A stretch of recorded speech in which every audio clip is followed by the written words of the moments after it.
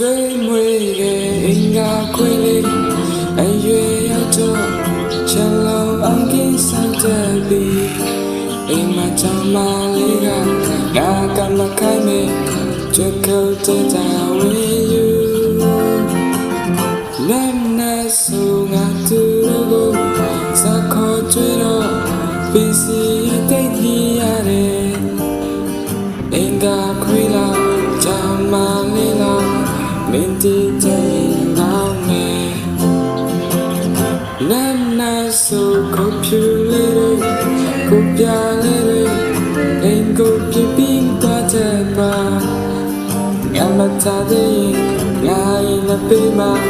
ဝမ်းချပပတူဝေဝေငါတွေ့ဆိုငါမျိုးချလာတံပြန်မှုနဲ့ Whiskey နဲ့နာတော့တဲ့ငါပိုင်ဆိုင်ခဲ့တဲ့အိမ်မများရဲ့လင်းကြီးနဲ့တလုံးတွေတရှိရတဲ့ပင်စီရဲ့ဆင်းရဲရတဲ့ပင်စီရဲ့အိမ်ရတဲ့ပင်စီရဲ့ဝဲနမ်းနာဆိုခုဖြူလေးတွေကိုပြလေးတွေအိမ်ကိုပြပြီးတော့တဲ့ပါ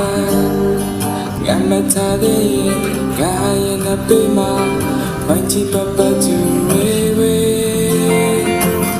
ငါတွေ့ဆိုငါမျိုးချလာတန်ပြန်မှုနဲ့ Whiskey နဲ့နာတော့တဲ့ငါပိုင်ဆိုင်ခဲ့တဲ့